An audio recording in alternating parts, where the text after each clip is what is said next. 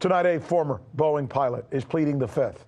He's protecting himself from self-incrimination as the Justice Department looks to learn more about the deadly 737 MAX jet crashes. So Mark Faulkner, that's his name, he's the chief technical pilot of the MAX project, and he's now telling investigators that he's not going to turn over documents on a flight safety control system. Think about this.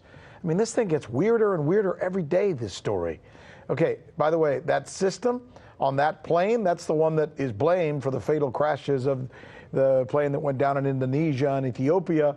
By the way, United Airlines is now telling its passengers tonight that if they're booked on a 737 MAX jet and they're not comfortable with that, they're concerned about their safety, they will let them rebook without paying, you know, the normal rigmarole and the normal fee that we're all put through when we try and do this. Whew. Jamie Finch is a former official with the National Transportation Safety Board. He's here good enough to join us live. I want to start with this dude, Mark Faulkner, first. First of all, what does a chief technical pilot do for an airline? Chief technical pilot for a manufacturer like that, that's going to be like the pilot in charge, the top pilot that's an aviation expert, a pilot that has been in the industry and knows about flying planes. So if justice is trying to get to him, they think he's got the goods on what they need to know to see if there was anything happened here that may not be right. And the fact that he's telling them, no, I'm not giving you my documents, that kind of weird to you? Well, it's kind of interesting, and you can follow in how FBI and other federal agencies do these investigations. And usually they start with the lower hanging fruit. And so they may be trying to get someone up higher than him, and they're manipulating or trying to get information out of him. Now he's lawyering up. It's he's pretty lawyering up. Yeah, right. Yeah, absolutely. And so, and that's I would advise him to do that too. But unfortunately, they may be probably going after someone that's higher than he is, and who is the decision maker, and who was pressuring him to get this plane out there and running, and also making recommendations to FAA about training pilots with just an iPad, et cetera. But again, you and I talk about this all the time, right? A lot of this is about how it appears, right? Of course. This does not pass the smell test. No. This is a lack of transparency. Absolutely. Again, add another level of uncomfortableness or insecurity on the part of the flying public, Jamie. Absolutely. I mean, it's another smoke filter screen that they're putting up that's eliminating transparency over and over again. So let's you and I talk, if we can now, about this trend we're seeing now with many of these airlines. Sure. United apparently said to its passengers that it's okay if it decides it's so uncomfortable flying on one of these planes that they're just going to decide not to, and they're not going to punish them like most airlines do when you try and switch planes or switch flights. Right. Like we're getting into a very unusual and unprecedented situation where you're allowing, or airlines are allowing, or giving the power to their passengers, the traveling public, the option right? of not flying on one of their planes, and we will switch you to another one of our flights that is not this type of equipment and something that you're comfortable with. There's never been that kind of option before. And it's not just United, but also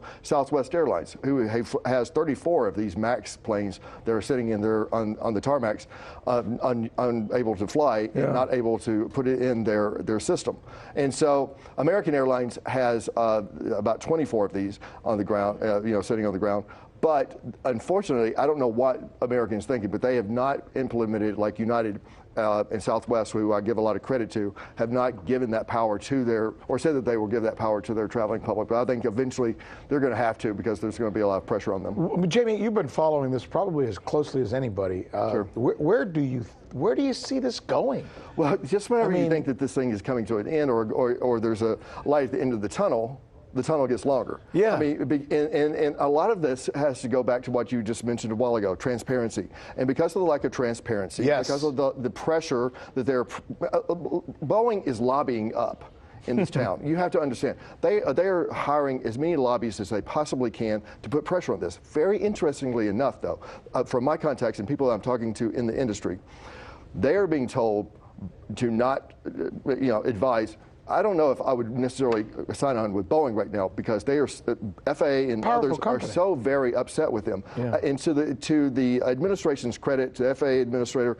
and the DOT secretary's credit, and obviously the president because they're his representatives. They are putting pressure on. They're putting a lot of pressure, and also they're countering Boeing's false news and fake news information they're putting out there. Oh, this plane's going to be up and flying in October. But you say it's not undue pressure. It's the right amount of pressure. It's the kind of pressure they should be putting on them, you think? Well, I think it's the right. No, absolutely, it's the right kind of pressure that they do need to be putting on them and pushing back rather than letting this 800-pound gorilla that Boeing has become and become a bully in this town, if you will. Well, it's a hell of a fight. We get to watch to see what's going to happen, and I think in the end we need to do that because there are arguably hundreds of thousands of people who could fly these planes, and we want to make sure it's safe. Yeah, people's lives are at stake here. This is not just a game. Jamie Finch, my thanks to you as usual. Thank you. So you haven't heard that we're the ones covering the stories that you won't see covered anywhere else? In Venezuela, Kazakhstan, let's go to Hong Kong. And the media reaction to that has been crickets. How about the way we cover those stories? What the hell does that mean? Wally, Wally, Wally. That's the key word in this case, uprising. Keep? Can you believe that? Watching. This is the right thing for members of the media to do, to actually pick sides. Look, if you like what you see, subscribe.